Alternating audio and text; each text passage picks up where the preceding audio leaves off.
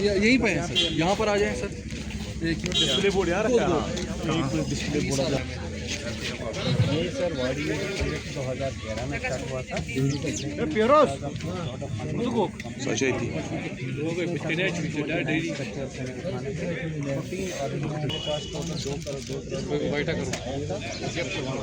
कब से पैसा नहीं आया? ये सर 2014 से अभी जब से ये पिछले 1 साल में कोई पैसा नहीं आपने कोई आपने बोला क्यों? सर बिकॉज हमने नया बना दिया सर, पुराने रेट पे नहीं आ रहा पैसा नहीं आ रहा। अब हमने 4.5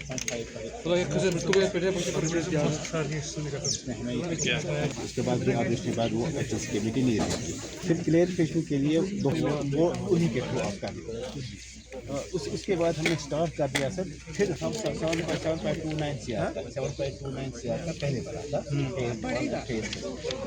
फेज़ 1 कंप्लीट हुआ है। फिर हमें अब कितना चाहिए हमें 4.55 इंक्लूडिंग इसमें सर ये वाइटर लिंक, ये हमारा मेन 2 रोड्स है। एक है सर हमारा जो यहाँ पे ये सारा कंजेस्टेड एरिया है सर। ये हमारी टोटल कौन इग्नोर कर रहा था? इस कंजंसी को कोई इग्नोर नहीं कर सकता। हाँ, पिछले 10 साल जो 11 साल गए हैं, 12 साल जो पिछले हुए हैं, उन्होंने इग्नोर किया है। लेकिन जब से नेशनल कॉन्फ्रेंस और अली मोहम्मद सागर साहब की कॉन्स्टिट्यूंसी रही है और सलमान सागर साहब का, और हमेशा क्योंकि इन्होंने इसके लिए लड़ाई लड़ी, और हमेशा आज भी अगर मैं यहाँ अगर आया हूँ, मैं as a incharge minister PWD अगर यहाँ पर आया हूँ तो इन्हीं की लड़ाई की वजह से आया हूँ। और इन्होंने हमेशा अपना ये मुद्दा उठाया। और अभी मैं वही पूछ रहा था कि इतनी वाइटल अगर रोड है और इतनी इंपॉर्टेंट ये रोड थी, इसकी वाइडनिंग की ज़रूरत थी तो ये हो जानी चाहिए थी। लेकिन पिछले जो 11 साल सरकार यहाँ पे रही, उन्हें चाहे बीजेपी और पीडीपी की जो बड़ी बड़ी बातें यहाँ करते हैं, रोज़ आगे लोगों को गुमराह करते हैं, उनसे ये सवाल पूछना चाहिए आपको कि ये 11 साल में इसकी वाइडनिंग क्यों नहीं हुई। अब जब 2014 से पहले इन सड़कों पर अगर ये बनाई हैं तो नेशनल कॉन्फ्रेंस ने बनाई हैं, और आज इसकी वाइडनिंग कोई करेगा तो नेशनल कॉन्फ्रेंस ही करेगी। और यहाँ जो हमारे ऑनरेबल एमएलए हैं सागर साहब, और क्योंकि हमारे बुज़ुर्ग हैं, और ये रोड जो है क्योंकि सलमान साहब ने पीछे असेंबली में भी इसका मुद्दा उठाया था, और कई बार मेरी मीटिंग में इन्होंने ये बात कही और मसला उठाया है। लेकिन आज मैं जब यहाँ से होके जा रहा हूँ तो मेरे रब ने चाहा तो ये ठीक होगा, और इस रोड को हम जल्दी इसके लिए पैसा देंगे, और मतलब देंगे, पैसा देना ही देना, और अब इसको वाइडनिंग इसकी करनी है। ये चीज़ डिसाइडेड है यहाँ आने के बाद हमने जो देखा है। चौधरी साहब, एक साइड से बीजेपी कॉन्स्टिट्यूशन डे मना रही है, दूसरी से कॉन्स्टिट्यूशन की दरिया उड़ाई जा रही है। ये आप बीजेपी को सवाल पूछें। हम तो वो लोग हैं जो बाबा साहब भीमराव अंबेडकर के आइन को मानते हैं। हम उस आइन को मानते हैं जिसको पाने के लिए हमारे लोगों ने कुर्बानियाँ दी हैं। माँओं ने अपने बच्चे खोए, बहनों ने अपने भाई खोए, हमारी बहनों ने अपने सुहाग खोए, और उसके बाद ये हिंदुस्तान की आज़ादी आई, और हिंदुस्तान की सबसे बड़ी महापंचायत है जिसको हम पार्लियामेंट कहते हैं, वो बनी है। तो इसलिए हम लोग तो आज भी उन कुर्बानियों को याद करते हैं, और हमारे लीडर और कायद डॉक्टर फारूक अब्दुल्ला साहब और जम्मू कश्मीर के मुख्यमंत्री जनाब उमर अब्दुल्ला साहब, और हमारी जो लीडरशिप है अली मोहम्मद सागर साहब जो पार्टी के जनरल सेक्रेटरी भी हैं, हम लोग तो आज भी उस आइन को मानते हैं और उसको सलाम करते हैं। तो इसलिए जो आइन को तोड़ते हैं और जो आइन को एक ड्रामा करके सलामी देते हैं, ये सवाल उनसे आप बीजेपी वालों से पूछ लीजिए। और पीडीपी भी उनकी साथी है, वो बाहर नहीं है, वो सिर्फ है कि बाहर जाके सलामी देंगे, और पीडीपी जो है वो अंदर घर से सलामी देती है। तो इसलिए ये कॉन्स्टिट्यूशन किसने तोड़ा? अभी थोड़े दिन तो हुए, बड़गाम में क्या हुआ?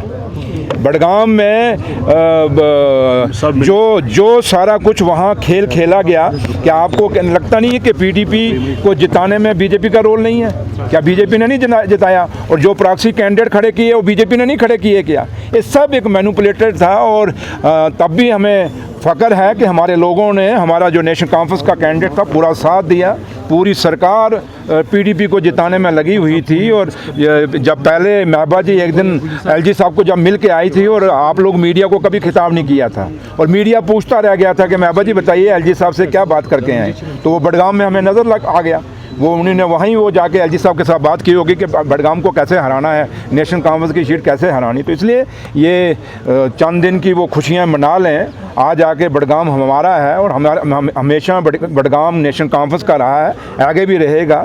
थोड़ा सा है कि मिसअंडरस्टैंडिंग्स हुई हैं और वो मिसअंडरस्टैंडिंग्स भी दूर होंगी, लेकिन मकसद आज आके यही है कि उमर अब्दुल्ला सरकार का कि जो लोगों के काम है, हम अपना वक्त इन लोगों पे छीटाकशी करने के लिए नहीं निकालेंगे, बल्कि हम इसलिए कोशिश करेंगे कि जो लोगों के मसले और मसाइल जो 11 साल में बीजेपी और पीडीपी ने नहीं किए, उन मसलों को, चाहे अधूरी सड़कें हैं, अधूरे पुल हैं, अधूरे हॉस्पिटल हैं, अधूरे स्कूल कॉलेजेस यूनिवर्सिटीज़ हैं, जो मसले भी इन लोगों ने अधूरे छोड़े हैं, और सबसे बड़ा बेरोजगार बच्चों का रोजगार का जो मसला हमारे सामने खड़ा है। और क्योंकि इलेक्शनों में हमारी पार्टी के लीडर और कायद डॉक्टर फारूक अब्दुल्ला साहब का मैनिफेस्टो में हमने कमिटमेंट की हुई है, इसलिए 5 साल बाद जब हम इलेक्शन लड़ने को जाएंगे, आप लोगों को अपना मैनिफेस्टो दिखाएंगे कि भैया देखो इसमें से कौन कौन सा काम किया है, और हम एक एक काम करके छोड़ेंगे। इसलिए जो वादे नेशनल कॉन्फ्रेंस ने किए हैं आप लोगों से, जम्मू कश्मीर के लोगों से, कश्मीर के लोगों से, और ख़ासकर जम्मू कश्मीर के नौजवानों से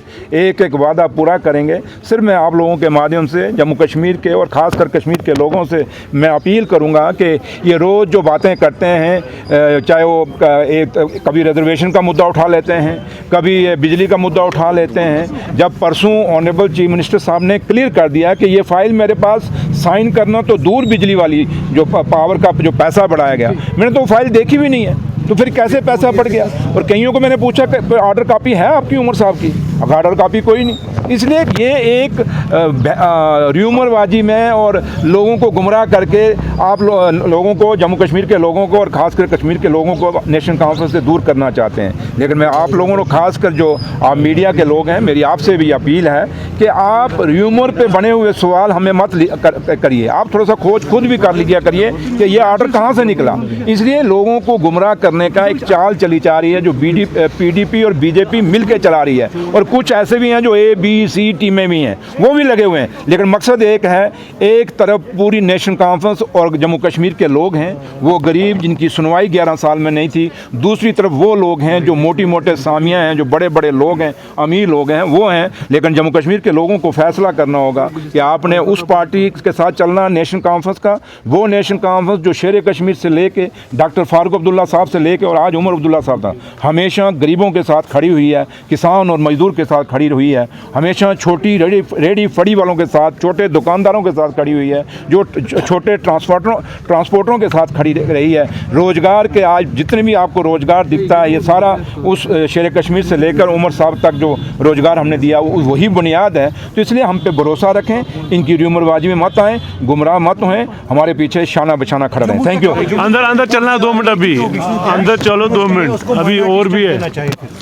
क्या चीज़? जो यूनिवर्सिटी का इशू है ना, ये माता वैष्णो देवी, देखिए मैं कल भी कहा, आज भी कहूँगा कि हिंदुस्तान की खूबसूरती इसी में है कि अनेकता में एकता है, और हिंदुस्तान की खूबसूरती इसी में है कि, और ख़ासकर जम्मू कश्मीर की, यहाँ का भाईचारा। महात्मा गांधी ने अपने उस दौर में कहा था कि मुझे अगर भाईचारे की कोई किरण दिखती है तो जम्मू कश्मीर से दिखती है। इसलिए जम्मू कश्मीर हमेशा भाईचारे के लिए जाना जाता है, और जो लोग भी यहाँ एजुकेशन को भी कॉमनलाइज करना चाहते हैं, एजुकेशन के अंदर भी जात, बरादरी, मज़हब, फ़िरका परस्ती लाना चाहते हैं, मैं उन लोगों को कहूँगा कि कम से कम एजुकेशन को तो बख्श दो। ये बच्चा जो छोटा सा तैयार होता है, बड़ा होता है, जब वो बचपन में पैदा होता है उसको कोई पता नहीं होता कि मैं कौन हूँ, किस मज़हब से हूँ, किस धर्म से हूँ, लेकिन बड़े होकर हम लोग उनको बनाते हैं, तुम कहाँ हो, तुम कहाँ हो। इसलिए जो लोग ये यूनिवर्सिटीज़ के अंदर, कॉलेजेस के अंदर, स्कूलों के अंदर जो फ़िरका परस्ती और कम्युनिज़म लाना चाहते हैं और जात बरादरी लाना चाहते हैं, उनसे आम लोगों को बचना चाहिए। और हम उनको कहेंगे कि वास्ता रब का है, कोई एक दायरा तो छोड़ दो जहाँ लोगों को सुख का सांस लेना। चलो आ जाओ अंदर।